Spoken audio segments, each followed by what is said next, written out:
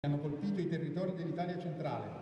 aggravati dalle eccezionali avversità atmosferiche che si sono accanite su quelle popolazioni, hanno inferto una ferita al cuore del Paese, sollecitandoci a preservare al meglio l'assetto dei nostri territori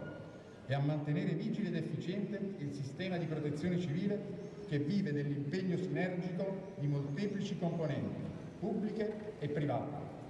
La difficile gestione dell'emergenza sismica ha evidenziato la necessità che la collaborazione fra i livelli di governo sia sempre operosa e solidale e lo stesso spirito deve accompagnare le azioni volte alla ricostruzione di quelle aree, priorità nazionale che non può conoscere arretramenti. Nel soccorso e nell'accoglienza dei migranti, nonché nei complessi e indispensabili processi di integrazione, i prefetti si prodigano nel favorire il dialogo con le comunità locali e, nell'ascolto reciproco, promuovere le condizioni di una convivenza serena e rispettosa della legalità e della dignità umana. Il bene della sicurezza, talvolta percepito come minacciato, appartiene a tutti e tutti abbiamo il dovere di contribuirvi con comportamenti orientati alla legalità e all'interesse generale. L'attività svolta dalla magistratura e dalle forze di polizia per contrastare i fenomeni delinquenziali va sostenuta, insieme con i sindaci, da una rete di iniziative in grado di garantire la vivibilità dei luoghi e rimuovere i fattori di disagio ed esclusione sociale che possono favorire l'illegalità diffusa.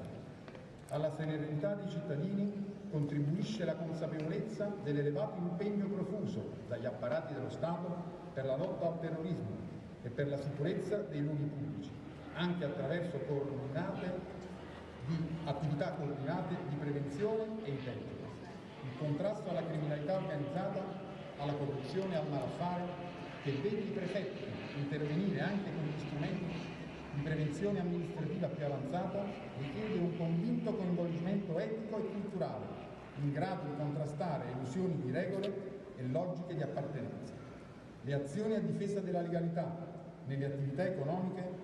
varranno anche a rafforzare la volontà di quegli imprenditori che, non rinunciando al loro futuro in Italia, contribuiscono alla ripresa economica e occupazionale del Paese. Con questi auspici a voi prefetti e a quanti con voi celebrano la festa della Repubblica rivolgo auguri di buon lavoro. Sergio Mattarella.